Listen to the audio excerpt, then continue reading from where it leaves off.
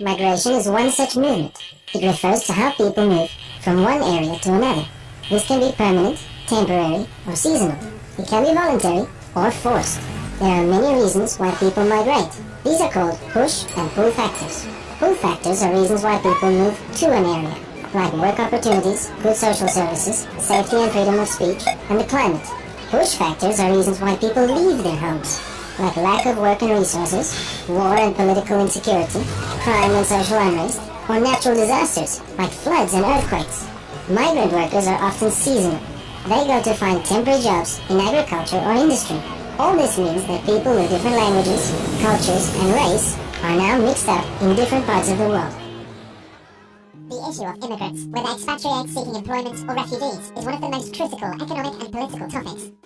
In this context, one of the most important questions that mind-boggle society is who benefits economically from migration, the sender country or the receiver?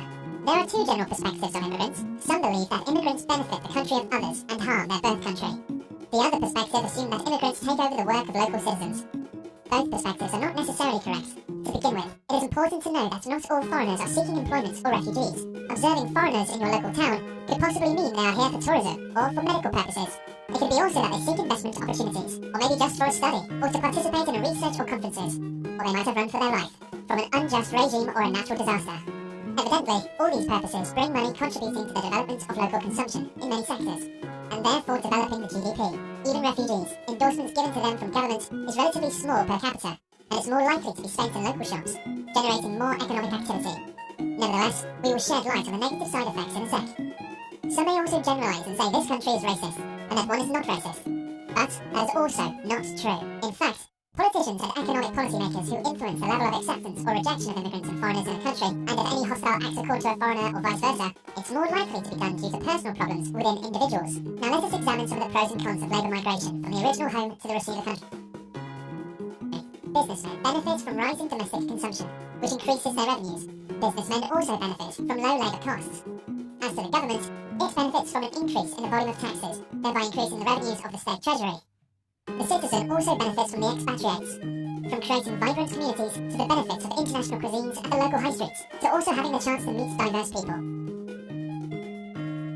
Some negatives caused by expatriates to native citizens are high job competition, makes some native citizens unable to compete, especially low-paid jobs, causing, at times, phobia of strangers, or what is so-called xenophobia, especially when the proportion of immigrants in a particular neighbourhood increased dramatically and suddenly, creating congestion in the cities, forcing some indigenous people to go outside the cities. It would also require increased spending on security and police. Now let us take a look at the economic implications on the original home from which the expatriate emigrated. Let's start with the positives. First, citizens benefit from low competition in the labour market and wage increases to a certain extent. The government benefits from low unemployment rates. The government also benefits from expatriate remittances as a hard currency and poverty reduction contributor. The expatriates also benefit from developing their skills and acquiring capital that enables them to own their own work in their home country. Now, the negatives. Employers are disadvantaged from the migration of labour because of lower supply in the labour market, therefore higher wages. The labour market in the country of origin is losing due to brain drain effects, leading to higher wages and lower efficiency for businesses. Last but not least, the disadvantage of social negatives from the fragmentation of families, where children are deprived from living with their parents, wives from their husbands, and mothers from their sons, and so on. Immigrants create new jobs by setting up their own businesses and by spending the money they earn. Immigrants also enable employers to recruit to less desirable jobs, sometimes allowing British workers to carry out better paid and more desirable tasks. While immigration has reduced pay in some jobs, it has increased it in others. Overall, the result is a larger, more diverse and more productive economy. Almost 2 million more people are in work now compared to 2010. Half are immigrants, half are British. Immigrants are not just workers. Like everyone else, they use services, and this worries some people. They are concerned about the impact on our schools, and believe that British children can't get school places. New immigrants are often single and childless. However, if they stay, then it's no surprise that they create their own families here. While some people believe that children who speak another language at home perform badly, research evidence shows that they often do well, and so do other pupils in the same schools. It's also said that immigrants are a drain on our health service. No one knows exactly how much immigrants cost the NHS. What we do know is that recent immigrants are younger than the average UK resident, and it's older people who make the most frequent trips to the doctor. And with 26% of doctors born outside the UK, you are more likely to be treated by an immigrant than meet one in the waiting room.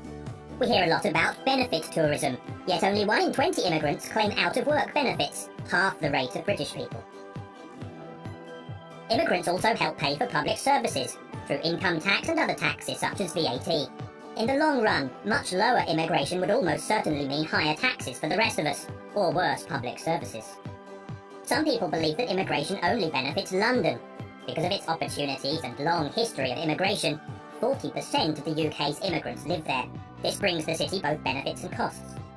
In the end, London makes a major £34 billion positive net contribution to UK public finances. Everyone benefits from a thriving capital city, and strong economy and immigrants help that to happen. The evidence shows that immigration is overall a good thing for the British economy, although there are winners and losers. But why is migration an opportunity for everyone? Today, companies and institutions are globalised, and migrants are an essential bridge between different societies. In addition, the data show that, in OECD countries, they're more likely to create new businesses than the local population, giving jobs to 2.4% of all those working. On the contrary, no data indicate that more migration leads to more unemployment. Instead, migration is correlated to an increase in the demand for and offer of work. Aid policies, and at the same time, inconsistent macroeconomic strategies reduces the positive effects of migration and is counterproductive for everyone. To really promote integration and multiculturalism, recognition, participation and equal opportunities for minorities must be supported. Because it's only if human rights are always at the centre that people see themselves as able to create development to the advantage of all. But the application of rights is very different from nation to nation. Migration is not a problem, but an opportunity.